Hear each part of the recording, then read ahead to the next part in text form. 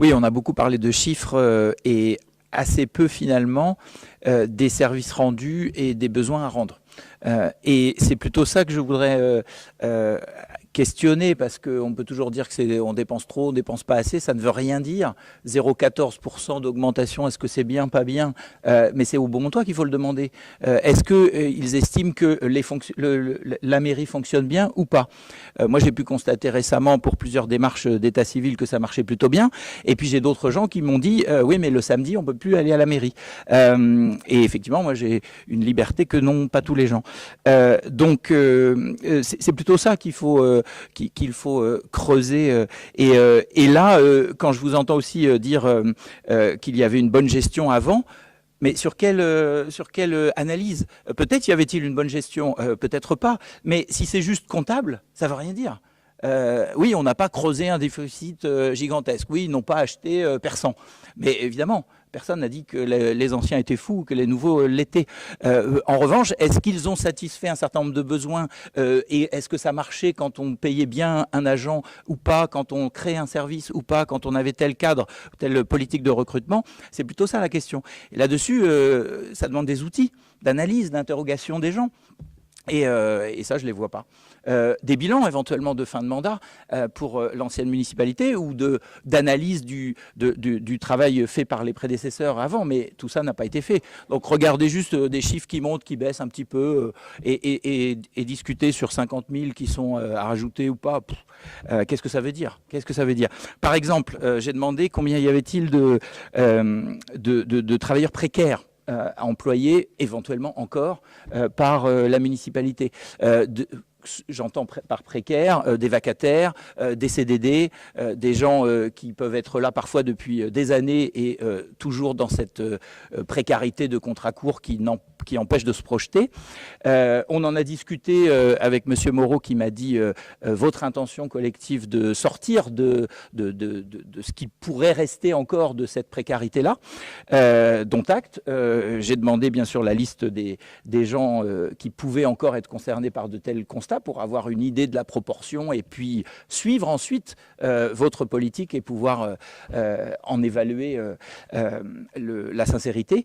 Et bon, je n'ai pas eu ça, mais ça c'est un élément concret. Donc je vous la redemande encore, mais mais vous allez me l'envoyer bien sûr, mais en tout cas c'est ah bah, je vous l'ai demandé en commission, vous m'avez dit oui, pas de problème. Donc là, maintenant, c'est plus possible. Vous n'êtes pas obligé, vous pouvez anonymiser. C'est pas le problème d'avoir les noms. Je veux pas leur date anniversaire non plus. Je veux savoir combien on a et à quel poste, alors à quelle fonction, si vous voulez.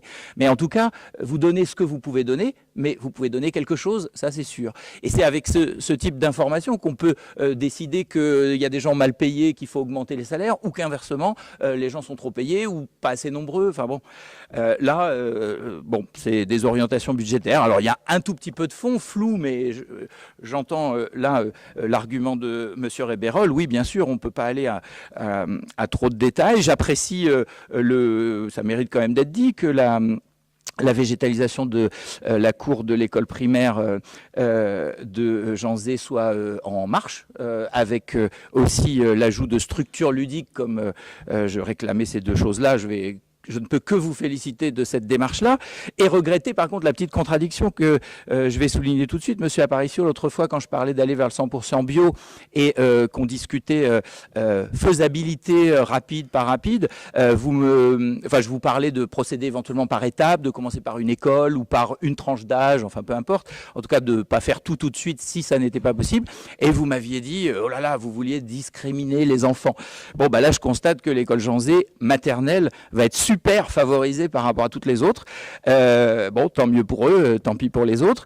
Et je regrette que l'on se concentre encore que sur les maternelles. C'est pas parce qu'on passe en CP qu'on n'a plus envie de jouer, de creuser la terre, d'explorer son environnement. Mais on pourra en reparler à d'autres moments. J'aurais bien aimé juste savoir si dans ce Rob, il y avait justement l'ouverture le samedi de la mairie ou au contraire le maintien de sa fermeture, ou est-ce que le prolongement de l'amplitude du fonctionnement du service public qui est demandé par un certain nombre de gens. Alors j'entends bien que ça a des contraintes pour les agents, donc il faut trouver les rotations, le volontariat, donner une prime ici ou une augmentation de salaire là. Mais en tout cas, ça pourrait s'étudier. Et bon, voilà, je sais qu'en tout cas, il y a des plaintes à ce niveau-là. Je voulais aussi... oui, ici, le coût de l'énergie. Le coût de l'énergie, dans les éléments de contexte, bon, c'est incontestable. Il y a une explosion des coûts de l'énergie, entre autres, mais en particulier de l'énergie. J'aurais voulu que peut-être on discute de prospective. C'est ce qui était théoriquement l'intention de l'introduction du ROB. À ce sujet, est-ce qu'on peut s'attendre à ce que ça baisse ou qu'il y ait un crash, un contre-choc pétrolier et électrique, quelle que soit la source de production, et de gaz dans les années à venir, voire dans la décennie. Personne ne le dit, tout le monde dit le contraire. Tout le monde dit le contraire. Pénurie d'électricité, problème de gaz, l'explosion des coûts de l'énergie parce que pétrole de plus en plus extrême, cher à extraire, enfin, etc. Donc je me dis, puisque vous faites de la prospective, vous êtes là aussi pour voir ce que vous allez faire dans les années à venir. Ça va représenter un coût croissant, déjà très important. Qu'est-ce que vous allez faire pour réduire fortement notre dépendance à ces énergies, réduire fortement la consommation de nos bâtiments, de notre population aussi, parce que c'est aussi les particuliers, les entreprises. Bon, ça je ne le vois pas là, alors on ne peut pas tout voir, mais voilà. Merci. Alors, Monsieur Renou, je suis content que vous me posiez la question, mais vous l'avez déjà posée pour la fin, donc ça nous permettra de répondre plus vite tout à l'heure. Sur l'électricité, on a une société qui s'appelle Citeos, qui travaille pour la commune, pour l'électricité, donc les lumières. Et alors, on a plein de plaintes actuellement nous disant, alors c'est de notre faute. Je l'admets, c'est de notre faute, on aurait dû communiquer dessus, ça aurait été plus facile. Actuellement, les gens ne travaillent pas de nuit, donc ils sont obligés d'allumer la lumière la journée pour voir et faire des changements et voir si les réparations étaient bien faites, puisqu'on a des difficultés et on essaye de faire des économies d'énergie par rapport à ça. Donc ça, c'était pour répondre à la première chose, c'était la lumière en général. Donc actuellement, on est en train de faire, vous parliez d'électricité en général, donc on est en train de voir, on change les lampes au fur et à mesure pour qu'il y ait une économie d'énergie. Et on essaie de trouver d'autres solutions. Alors, on a plein d'idées, l'équipe a plein d'idées sur des économies, pas que simplement sur la lumière, il y a aussi l'eau, il y a plein de choses qu'on pourrait recycler, et, entre guillemets, et pouvoir faire autre chose. Donc, on est en train de travailler dessus, on n'attend pas, on fait. Vous voyez, par exemple, vous parliez de la cour Jean Zay, encore une idée, la vôtre, parce qu'on a dû la reprendre, à mon avis. Il y a une chose, c'est que il y a la différence, c'est que nous, vous voyez, là, la décision de tout à l'heure, c'est la délibération de tout à l'heure, c'est pour la cour Jean Zay une demande de subvention. Ça fait des semaines, même des mois, qu'on travaille dessus, sauf qu'on est dans l'administration, ça se fait pas comme ça. Il y a des choses à préparer. Donc, on ne vous répond pas parce que, voilà, vous pensez qu'on fait rien. Je vous laisse penser, mais on vous démontre, nous, tranquillement, qu'on est en train d'avancer au fur et à mesure. Alors, on n'est pas parfait, et on ne le sera jamais. Là-dessus, je n'ai pas de difficulté. Par contre, on essaie d'avancer et d'essayer d'apporter un cadre de vie à tous les habitants de Beaumont qui soit le mieux possible.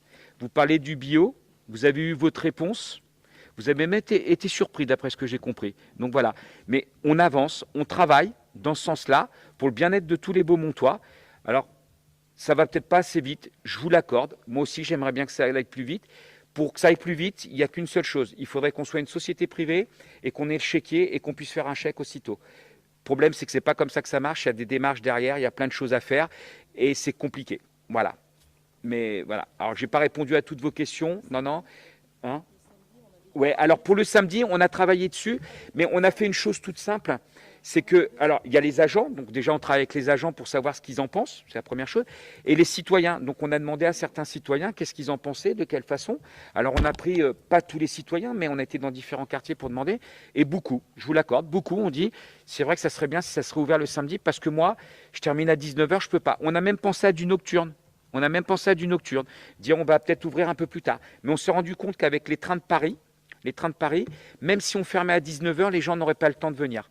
Donc la meilleure solution, c'est le samedi. Donc on est en train de travailler dessus. Et c'est pareil, ça a un coût, comme disait tout à l'heure M. Van der Berg, Quand on met du 0,12 en plus, ça a un coût et on a des heures à payer aux agents